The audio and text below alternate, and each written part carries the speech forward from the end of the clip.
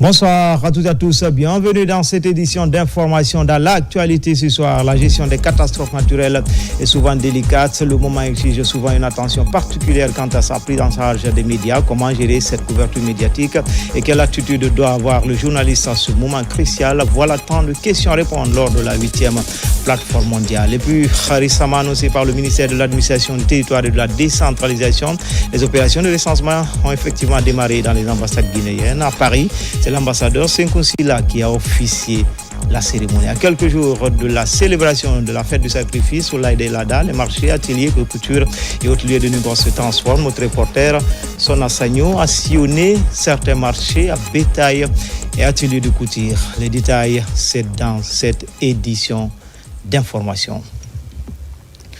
Voilà pour le sommaire. Encore une fois, bonsoir à tous et bienvenue dans cette édition d'information. Tout d'abord, l'émissaire du secrétaire général des Nations Unies pour l'Afrique est à Conakry.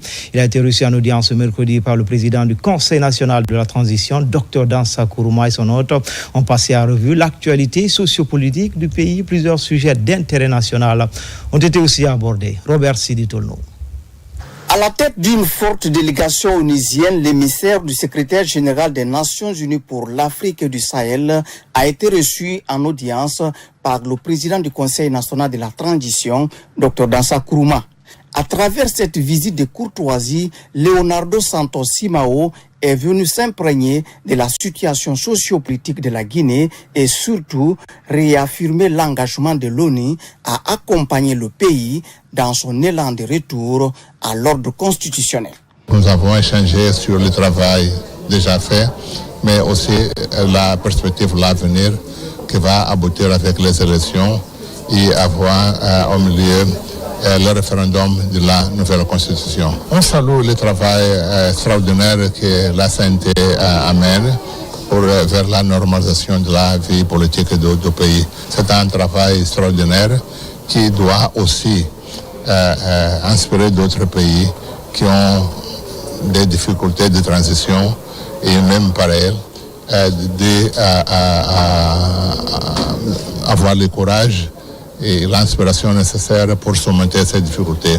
Il y a aussi l'implication de la CNT dans le développement économique, surtout avec l'implication dans les projets Cemento 2040. En recevant cette délégation, le président du CNT s'est réjoui de la démarche. Dans son intervention de circonstances, Dr Dansa Kourouma est revenu sur les acquis de son institution et ses perspectives. Il a ensuite éclairé la lanterne de la délégation onusienne sur l'évolution de la situation sociopolitique du pays. De retour de la Chine, les représentants guinéens vice-champions du monde dans le domaine des réseaux sociaux sont au palais de la Colombe de Boulpinès. C'est une performance historique lors de la finale mondiale WAUCT à laquelle plus de 217 000 candidats ont pris part. Juste après, Amadou Riba, reçu en audience, le secrétaire général des Nations Unies pour l'Afrique de l'Ouest et le Sahel. Retour sur ces deux audiences avec Ousmane Bangoura. Après un parcours remarquable à la compétition mondiale Huawei ICT 2025 en Chine, la délégation guinéenne, conduite par la ministre des Postes et Télécommunications, rencontre le Premier ministre chef du gouvernement. Elle revient avec le statut de vice-champion du monde dans la catégorie Network Track. La Guinée s'est distinguée parmi 100 pays et 217 000 participants, se hissant dans le cercle très restreint des 48 pays qualifiés pour la phase finale. Une fierté nationale qui souligne les progrès dans le domaine de l'innovation et de la formation numérique. La Guinée a engagé deux types de volets, à savoir le network et le cloud. Malheureusement pour notre équipe de cloud qui a été éliminée en Coupe d'Afrique, et nous, quant à nous, on a eu la chance de franchir l'étape là pour représenter notre pays à la compétition globale en Chine. Et une fois en Chine, il y a 3 prix là-bas. Il y a le 3e prix, le 2e prix et le 1er prix. Et la Guinée, pour sa première participation, je rappelle que c'est la 10e édition cette année, pour sa première participation, a eu le 2e prix. Le Premier ministre Amadou Riba a félicité ces jeunes porteurs d'espoir et d'avenir pour la nation. Huawei attache une grande importance à la formation pour les jeunes Guinéens talents. Huawei, on a croyé que le développement du numérique passe toujours par les compétences locales et humaines. Aujourd'hui, nos compétiteurs, nos champions ont réussi à être vice-champions du monde dans le domaine du cloud networking, et ça, c'est vraiment une fierté nationale, et que aussi soit reçu par le plus haut niveau, un des plus hauts niveaux, Monsieur le Premier ministre, ça donne le ton pour les générations actuelles et celles à venir, pour dire que c'est possible. En tant que pays, en tant que nation, nous pouvons continuer à hisser le couleur en agissant chacun à son niveau. Quelques heures plus tard, c'est une autre rencontre de haut niveau qui s'est tenue à la primature. Amadou Ouriba a accordé une audience au représentant spécial du secrétaire général des Nations Unies pour l'Afrique de l'Ouest et le Sahel. Occasion pour Leonardo Santos Simao de saluer les efforts du gouvernement guinéen. Au plan économique, saluer les efforts de développement économique, les projets Simando 2040 aura un impact très important, pas seulement au niveau de la Guinée, mais aussi dans la région. C'est une façon de faire la gestion des ressources naturelles des pays avec le bénéfice pour toute la population. Donc nous pensons que cette expérience va inspirer d'autres pays à suivre pas seulement le même chemin, mais un chemin similaire. Les échanges ont porté sur les réformes en cours, la situation dans la sous-région et le renforcement du partenariat entre les Nations Unies et la Guinée. Une rencontre qui témoigne de l'intérêt croissant pour le rôle stratégique du pays en Afrique de l'Ouest. En plus bref et en image, le Premier ministre Amadou Ouriba était face à la presse ce mercredi pour échanger avec les hommes des médias sur la situation économique du pays. Devant un parterre de journalistes, il a dressé un état des lieux tout en mettant en avant les efforts engagés par le gouvernement pour stabiliser les fondamentaux macroéconomiques. Les détails, c'est dans nos prochaines éditions d'information. Audience également au ministère des Affaires étrangères ce mercredi. Le patron de la diplomatie guinéenne a reçu en audience une délégation des Nations Unies conduite par le représentant spécial du secrétaire général des Nations Unies. Les entretiens ont porté essentiellement sur le renforcement de la coopération entre l'institution onusienne et Conakry. Makeme Donzo. La délégation des Nations Unies entame ses audiences par le ministère des Affaires étrangères. Ici, avec le ministre Dr Morisanda Kouyaté, les échanges ont porté sur diverses questions, notamment le suivi de la paix. Au nom de leur structure, les émissaires s'engagent à travailler avec la Guinée pour la réussite des activités. Je suis dans une mission d'accompagnement de la situation politique, économique et sociale du pays, pour témoigner et encourager les efforts que le pays fait pour adresser et résoudre les problèmes de la population. Il y a une relation très étroite de coopération entre la Guinée et les Nations Unies, et c'est dans ce cadre que nous sommes ici pour vous encourager et pour montrer aussi notre disponibilité de continuer à travailler avec vous. Nous ne remplaçons pas les pays. Le pays a des autorités, le pays a des responsables qui guident le pays. Notre rôle, c'est d'accompagner, c'est de soutenir le pays à faire son plan de travail. Le chef de la diplomatie guinéenne réaffirme sa satisfaction aux Nations Unies pour leur soutien au gouvernement et aux actions du président général Mamadi Doumbouya. J'ai donc commencé par les accueillir et féliciter pour cette mission et surtout remercier encore une fois de plus le secrétaire général des Nations Unies qui a réservé un accueil exceptionnel au président de la République de Guinée lors de sa participation au sommet à l'Assemblée générale des Nations Unies. Depuis cette rencontre entre les deux hautes personnalités, la Guinée et les Nations Unies développent des relations de bonne collaboration, de coopération. Et nous sommes heureux de constater que les Nations Unies, par leur envoyé spécial, apprécient le choix qui a été fait par la Guinée à travers la vision du président de la République. La mission diplomatique de l'ONU a un calendrier très chargé. En plus de la République de Guinée, l'équipe doit se rendre en Côte d'Ivoire et en Guinée-Bissau. Dans chacun de ces pays, les missionnaires vont parler de la sécurité et de la paix pour la bonne gestion des élections en perspective. L'ambassadeur de la Chine en Guinée va bientôt quitter Conakry après 7 ans d'activité. Mais avant, il est dans les locaux du ministère de l'Information et de la Communication. Le diplomate chinois a salué l'accompagnement des médias tout au long de sa mission. Il a également rassuré le ministre Fana Souma de son engagement à soutenir la Guinée. Il est au micro de Thiernos Mandialo. Aujourd'hui, je viens voir monsieur le ministre pour lui dire au revoir. Parce que je vais partir officiellement de la Guinée. Je suis en Guinée depuis 7 ans. 7 ans. Pendant ces 7 ans, j'ai passé des moments très chargés, marqués par la densité et la qualité des échanges entre la Chine et la Guinée, et aussi entre l'ambassade et votre département, surtout avec votre ministre. Je suis très touché par son hospitalité. Je suis très fier de travailler en Guinée parce que en Guinée, d'après moi, j'ai fait beaucoup de choses pour l'approfondissement des relations entre la Chine et la Guinée. Je vais pas dire définitivement. Je vais porter, comme toujours, une attention particulière à la Guinée et au développement de la coopération entre la Chine et la Guinée. Je voudrais profiter de cette occasion pour remercier les amis des médias qui couvrent toujours objectivement et impartialement la Chine et la relation entre la Chine et la Guinée. Merci pour tout ce que vous m'avez apporté, vous m'avez conseillé et vous m'avez expliqué pour tout ce que vous avez fait pour l'approfondissement des relations entre la Chine et la Guinée.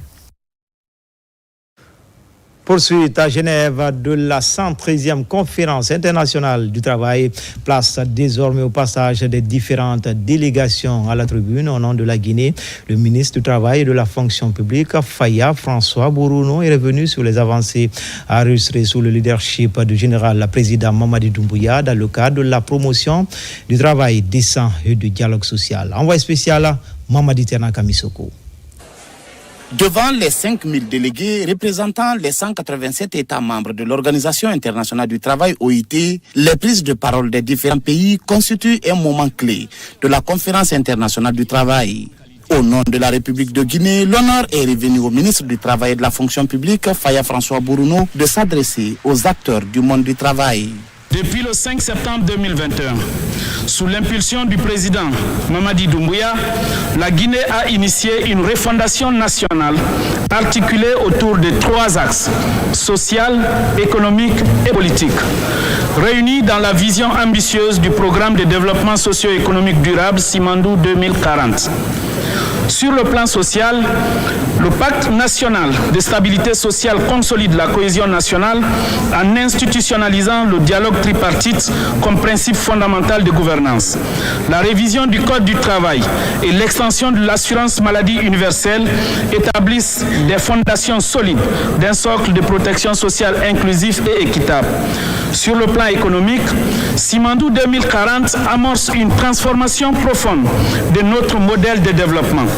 D'une économie centrée sur l'exportation brute des matières premières, la Guinée, grâce à la vision du président Mamadi Doumbouya, évolue vers une structure industrielle diversifiée. Cette dynamique concrétise notre ambition d'industrialisation avec notamment la mise en place d'une des plus grandes raffineries d'or d'Afrique et le lancement d'une raffinerie d'alumine à Bofa. Parallèlement, la Guinée place désormais le capital humain au cœur de sa stratégie économique et sociale, comme l'illustre la création de Simandou Academy, dédiée aux métiers industriels, miniers, numériques, agroécologiques et environnementaux.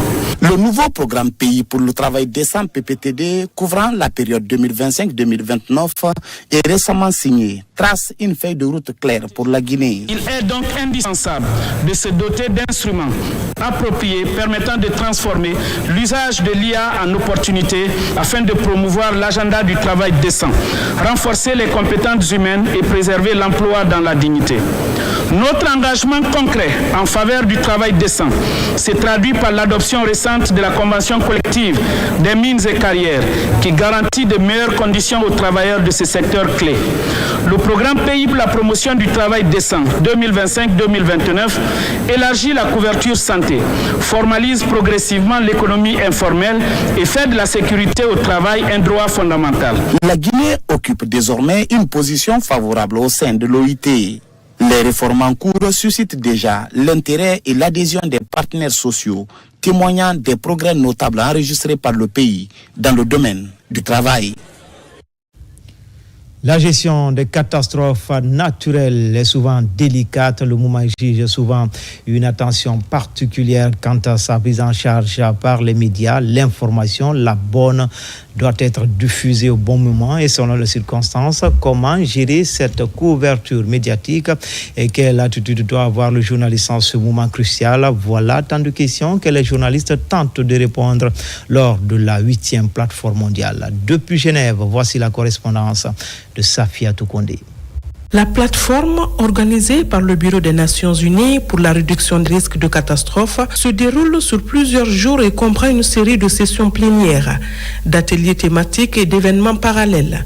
Les discussions portent sur un large éventail de sujets allant de la compréhension des risques à l'investissement dans la prévention, en passant par l'amélioration de la préparation aux catastrophes et la construction post-catastrophe.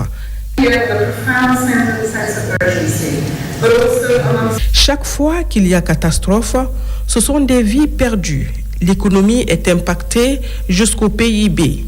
Nous devrons à cet effet identifier les acteurs clés dans la réduction des risques de catastrophe en vue de savoir comment les identifier pour mieux investir dans ce domaine. Plusieurs intervenants de haut niveau ont pris la parole lors de la cérémonie d'ouverture. Ils soulignent l'urgence d'agir face à la multiplication et à l'intensification des événements climatiques extrêmes. La Guinée, préoccupée par ces cas d'inondation en période hivernale, prend activement part à cette rencontre mondiale. Pour cette année, la 8e plateforme cherche à voir, à enlever le fossé entre le programme de changement climatique et la réduction des risques de catastrophes, donc pour aller à la résilience.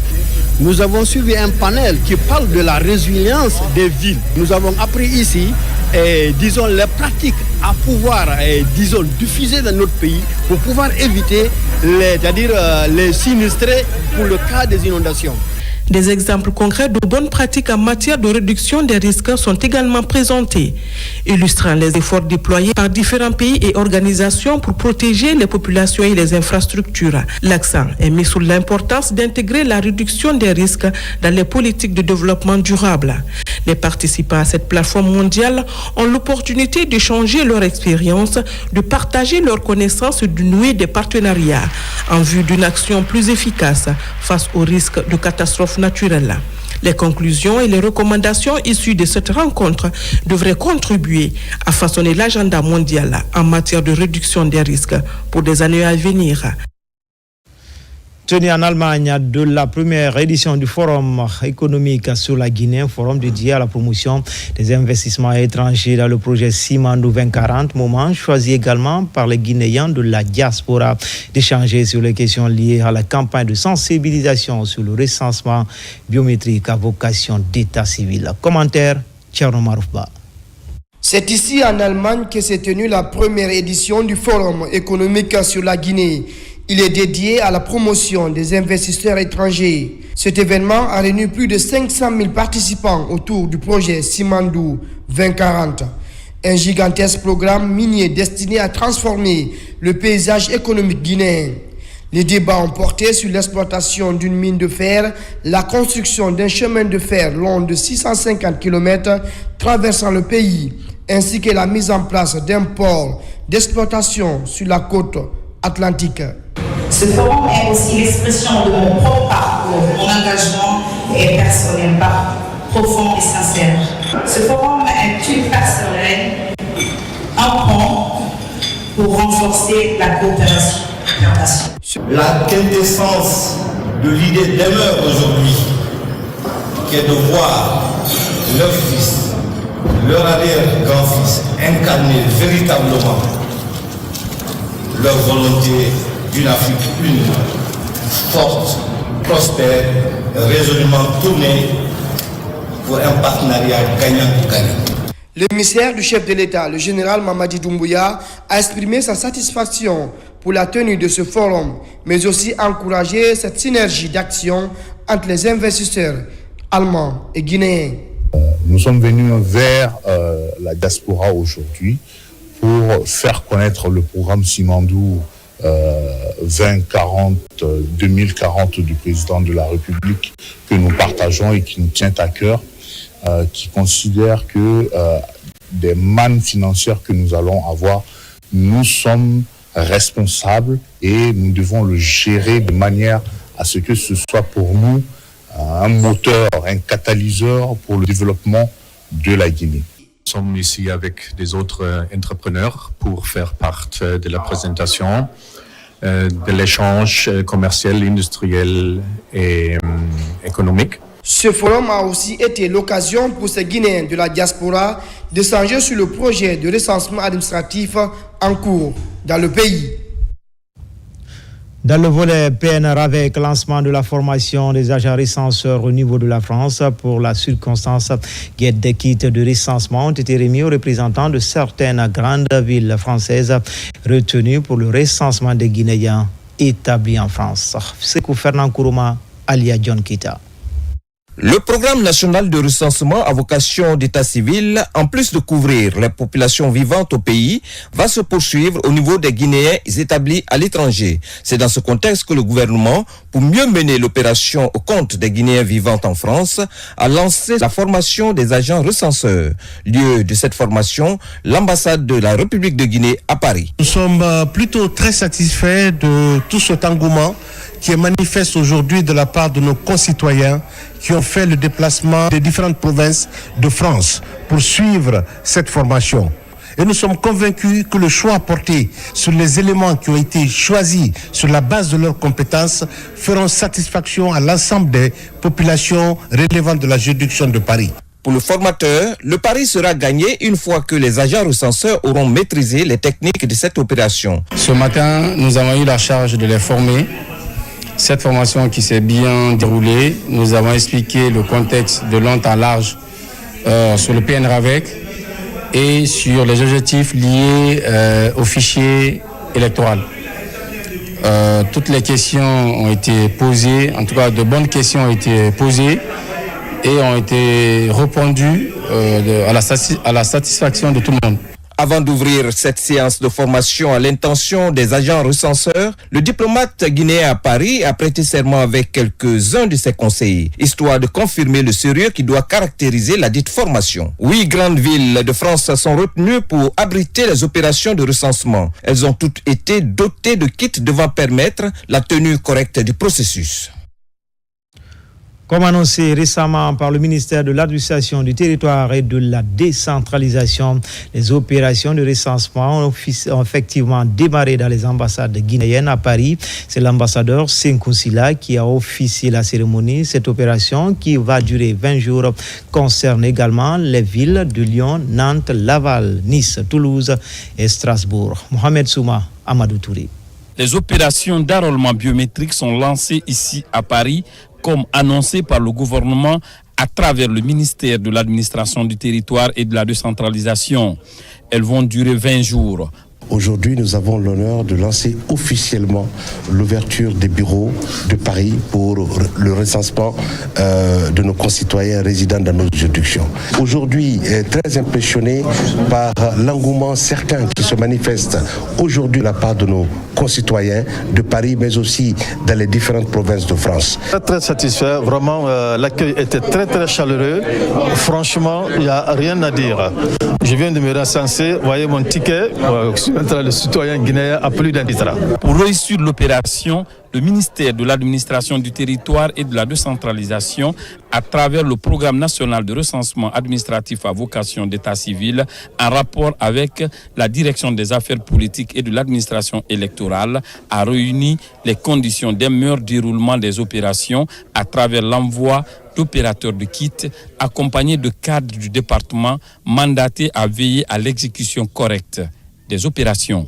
En tout cas, les citoyens de Paris arrivent à se recenser conformément à ce qui se trouve dans le kit. Pour l'ensemble, il n'y a pas de problème majeur.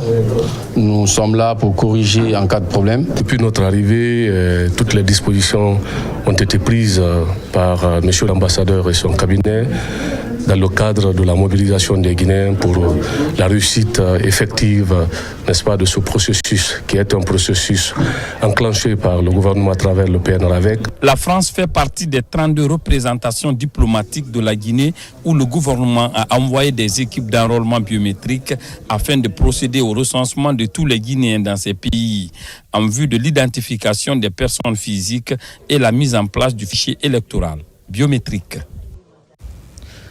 Le bureau fédéral communal du Mosaccord et la coordinatrice nationale Hadja Diaba Doumbouya sensibilise les commerçantes du marché de Matoto. L'idée d'encourager ces braves dames à se faire recenser, intégrer le registre national des personnes physiques. Bilgisou Kamara, Kerfa la presse Kamara.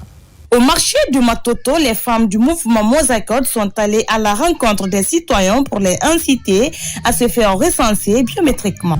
Nous invitons les femmes, les hommes, les jeunes à se faire recenser car être recensé, c'est site pour la Guinée. L'initiative a été bien accueillie par les autorités locales de Matoto qui ont salué l'engagement du mouvement dans cette démarche citoyenne. Ils sont venus pour le problème de recensement.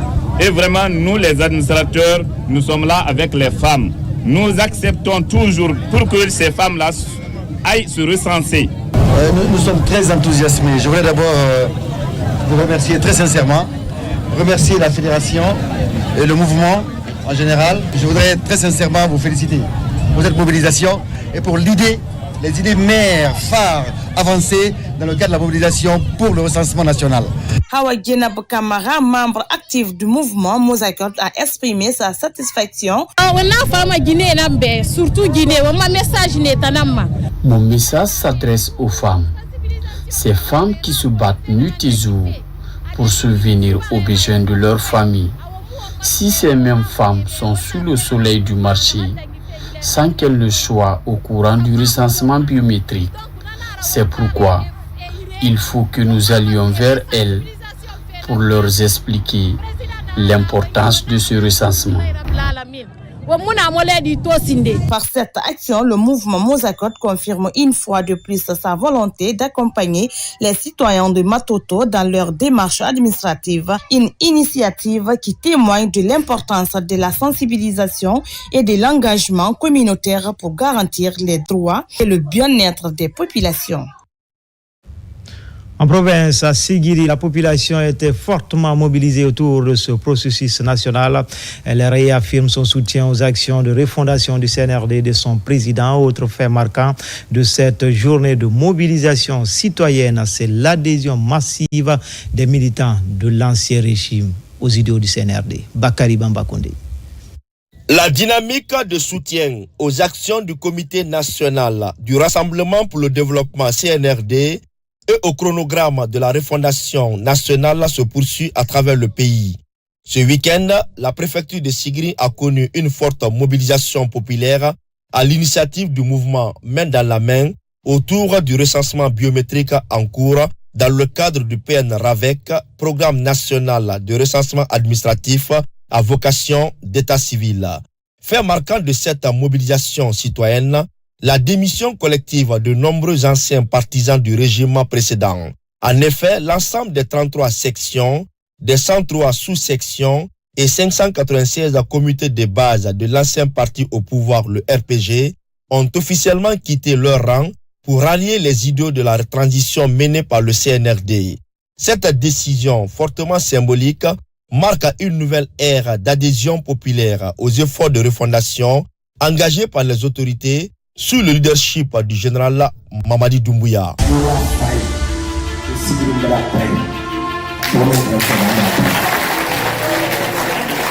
On a adhéré le CNRD. Vive la Guinée, vive le CNRD.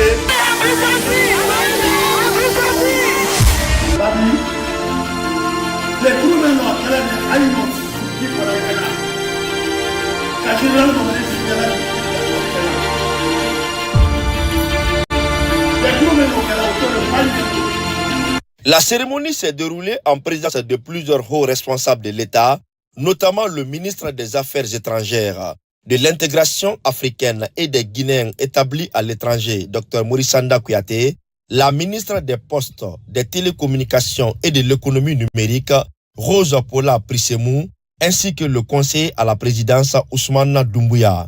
Les échanges ont porté sur l'importance du recensement en cours, considéré comme une étape cruciale dans la construction d'un État moderne, fiable et inclusif.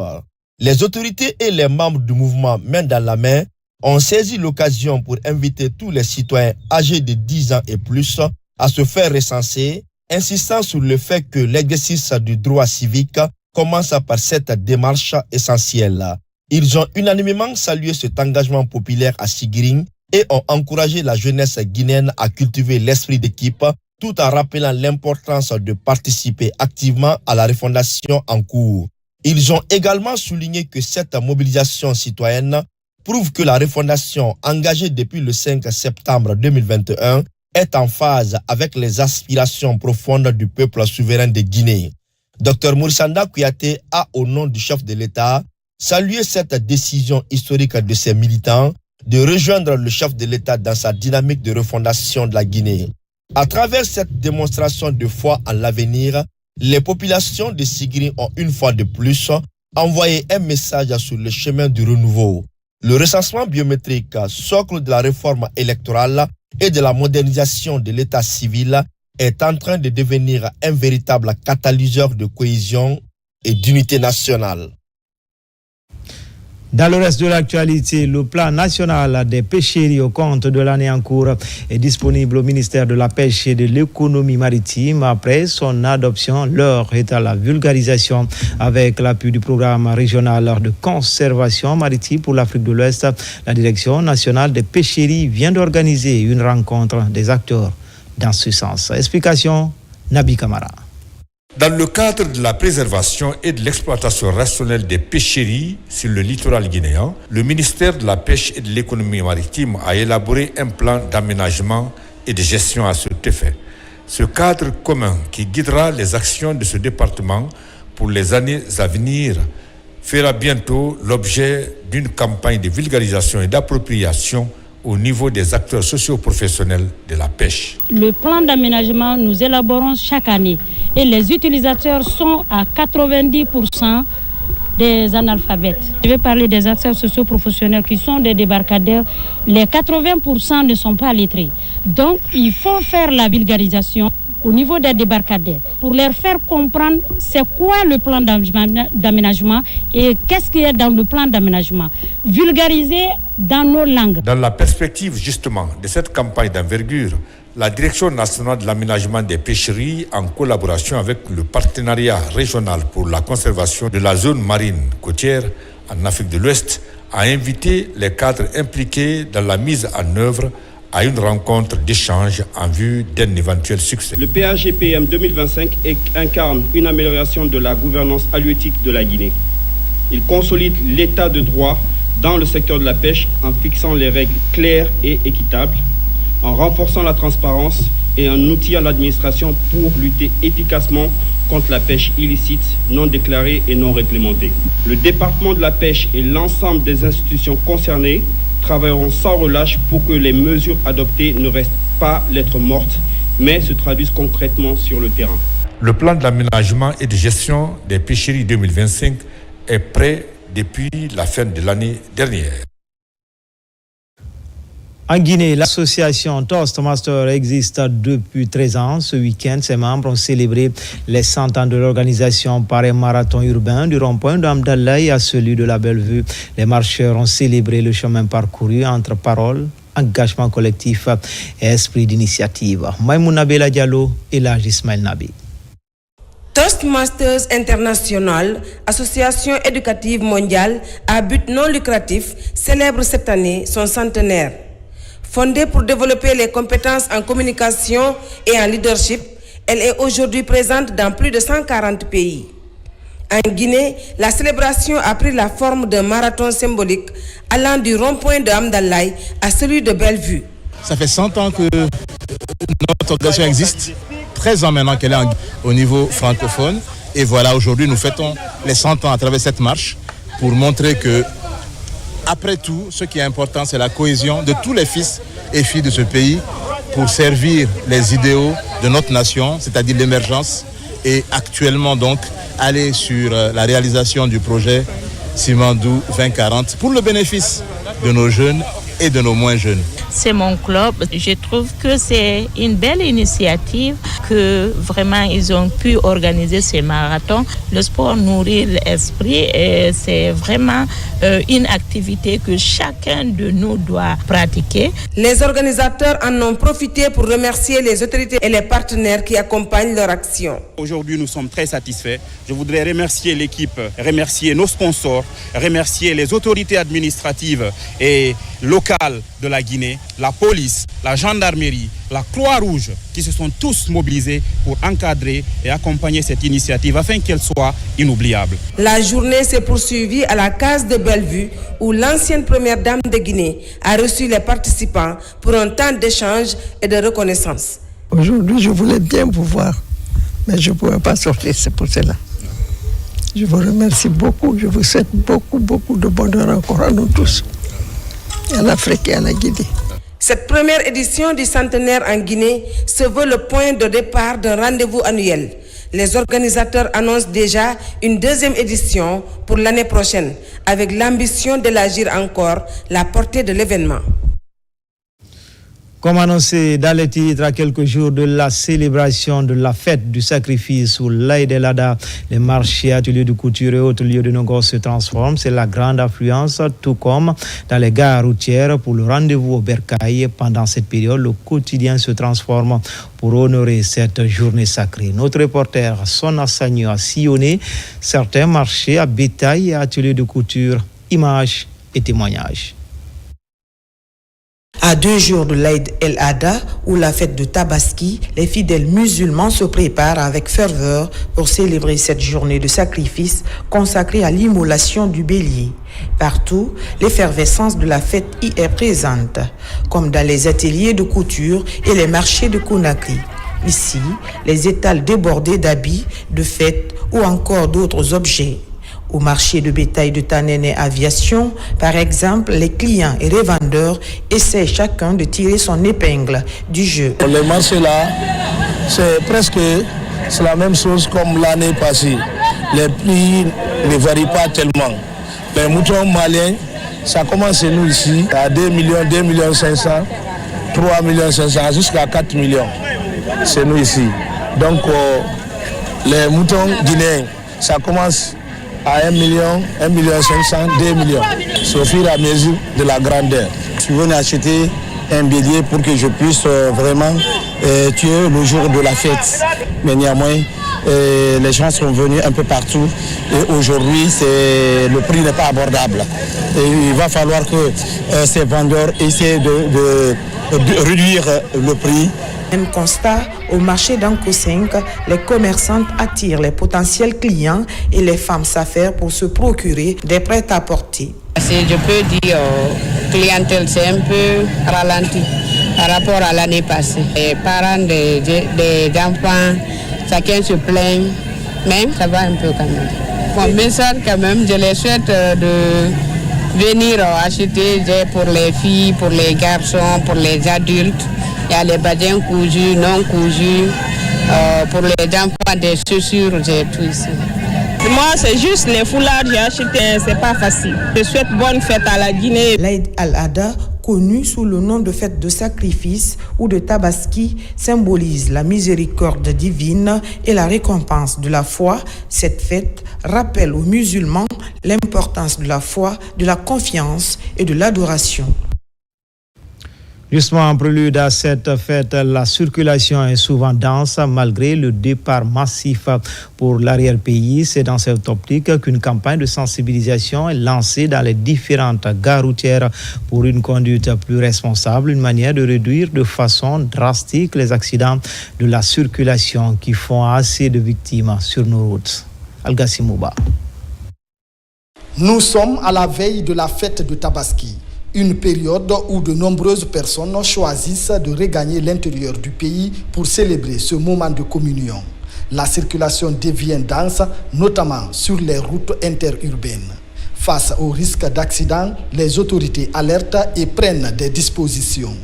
D'où cette rencontre entre la gendarmerie routière et le syndicat de Guinée en vue de mettre en place une stratégie de sensibilisation sur la circulation routière. Il faut faire maintenant ce qu'il faut. L'essentiel, c'est la fête, tout le monde est content. Les gens partent fêter et revenir sans accident. C'est ça l'objectif. Après des réflexions intenses, la stratégie est adoptée et le porte-à-porte a démarré dans certaines gares routières de Conakry. Une manière d'attirer l'attention des chauffeurs, des usagers et des syndicalistes pour une conduite responsable des engins. C'est des moments de rassemblement, de joie, où les familles doivent se retrouver, être ensemble. Et l'objectif, ce n'est pas que les familles soient endeuillées à la veille de ces fêtes. C'est pourquoi nous sommes dans les gares routières, pour demander aux responsables syndicaux de veiller au respect des charges et des surnormes. Il ne va pas y avoir vraiment des véhicules qui vont sortir des gares routières avec vraiment des surcharges. On a un regard très attentif là-dessus.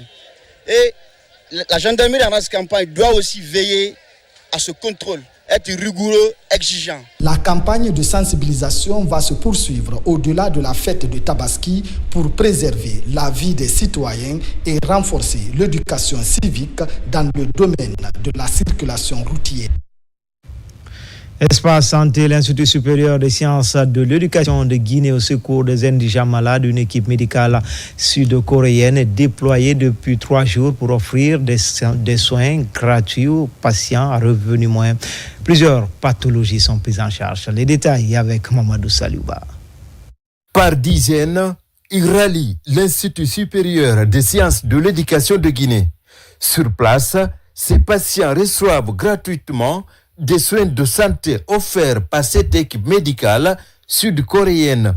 Une équipe déployée par l'ISEG pour servir la communauté. Les vraies cibles de cette ONG, c'est vraiment les indigents, les gens qui n'ont pas suffisamment de moyens pour se faire soigner à l'hôpital avec les coûts qu'on sait. C'est pour cela qu'ils font consultation, soins et médicaments gratuits. Ce partenariat remonte à 2022 et il se concrétise à travers plusieurs actions. Depuis 4 jours, médecins sud-coréens et guinéens se déploient pour soulager ces patients. Ils ont décidé de visiter cette année la Guinée. Il y a plusieurs départements, ophtalmologie, gynécologie, interne, dentaire, et puis ils sont en train de soigner les patients guinéens. Je viens d'être en possession de mon médicament, j'ai reçu 2 injections. Donc je ne dirais pas que je suis guérie ou quoi que ce soit du genre. J'ai espoir que ça va aller. Ces journées médicales sont les fruits d'un partenariat fécond entre l'ISEG, le ministère de la Santé, et les partenaires sud-coréens. Par ces soins, l'ISEG assure une de ses missions fondamentales, celle d'offrir des services de qualité à la communauté. Et puis, cette formation à l'intention des leaders religieux, communautaires et parties prenantes sur des opinions souvent divergentes sur l'approche Common Ground. La rencontre s'est déroulée au Centre national de documentation environnementale de Nzérikori. Mohamed Saloupaï, Mohamed Lamine Diallo. Cette rencontre s'inscrit dans le cadre du projet Nani Nani, une initiative portée sur l'approche Common Ground. Elle vise à outiller ces hommes des médias, dirigeants religieux et leaders communautaires clés sur des thématiques liées à l'instauration d'une paix durable en région forestière. Une démarche axée sur sur le renforcement de la cohésion sociale et la prévention des violences à travers une meilleure gestion des rumeurs et une communication de proximité adaptée au contexte local. La région de Zéro-Corée est une terre de diversité ethnique, culturelle et religieuse. Cependant, lorsque cette diversité est mal comprise ou exploitée à des fins de division, elle peut générer des tensions. Il est crucial de renforcer vos capacités à dialoguer, à comprendre l'autre et à construire ensemble des réponses pacifiques et inclusives. Ce projet s'articule également au renforcement des capacités des acteurs locaux afin de lutter efficacement contre l'exclusion, prévenir les violences et garantir l'accès à une information fiable. La présente session, qui regroupe 18 dirigeants religieux, communautaires et des parties prenantes ayant des opinions divergentes, porte sur l'approche Kamankrane, la recherche d'un terrain d'entente. Le choix des dirigeants religieux pour assister à cet atelier n'est pas un fait du hasard. Comme vous le savez, l'islam, tout comme le christianisme, enseigne l'amour, le pardon, l'acceptation de l'autre dans la différence et la protection de la vie humaine. Les voix dissonantes autour d'un dialogue constructif, le projet Nani Nani, mis en œuvre par Talking Drum Studio Guinée, en collaboration avec Elva sur le financement de l'ambassade des États-Unis, espère jeter les bases d'une paix durable dans cette région. Enfin, religion, Monseigneur François Sylla, évêque coachitaire de Conakry, a célébré le 7e dimanche après Pâques avec la communauté anglophone. À cette occasion, il a conféré le sacrement de la confirmation à 16 candidats. Juste après, ils ont tous prié pour le maintien de la quiétude sociale en Guinée. Ali Badara Kondé. Ils sont chrétiens catholiques de la communauté anglophone vivant en Guinée. Ils viennent des différents pays de la sous-région. Cette communauté anglophone célèbre le 7e dimanche après Pâques. Monseigneur François Sylla, évêque coagitaire de Conakry, a dans son homélie exhorté ces anglophones à poursuivre l'élan missionnaire déjà entamé en Guinée, mais aussi renforcer l'unité au sein de la communauté. Le message de Jésus pour l'unité nous rejoint ici parce que c'est une communauté qui vient de toutes parts. Ils viennent de beaucoup de pays, de beaucoup de cultures. Et ils sont là et s'unissent au nom de leur foi. Chaque dimanche, ils se réunissent ici pour prier. Nous avons donc imploré le don de l'Esprit Saint, l'Esprit qui fait l'unité entre le Père et le Fils, l'Esprit qui fera l'unité de tous les disciples. Nous souhaitons que cette unité se renforce entre eux, qu'ils travaillent la main dans la main pour témoigner de Jésus-Christ mort et ressuscité, comme Étienne dans la première lecture d'aujourd'hui, qui n'a pas hésité de témoigner du Christ jusqu'au don total de lui-même. Au cours de cette célébration eucharistique, 16 fidèles candidats pour la confirmation ont reçu le sacrement, ainsi que des lecteurs qui ont aussi été institués par l'évêque coadjuteur. Je suis très honorée, je suis très heureuse parce que l'évêque est là avec nous aujourd'hui, pas seulement pour célébrer le messe avec nous, mais aussi pour confirmer nos enfants qui sont là pour la communication et aussi le lecteur qui doit aller proclamer la parole de Dieu. C'était une occasion de partager avec tout le monde et aussi représenter mon pays ainsi que notre communauté rwandaise qui a toujours été partant pour prier et communier avec les membres de cette congrégation. Donc c'est vraiment un honneur pour nous. Déjà, cela fait plusieurs années que cette communauté anglophone œuvre aussi pour la bonne marche de l'Église catholique de Guinée. C'était tout pour les infos. L'actualité se poursuit sur le www.rtgguinée.info. À bientôt pour d'autres actualités sur la Guinée, notre paradis terre de richesse et d'innovation. Inch'Allah.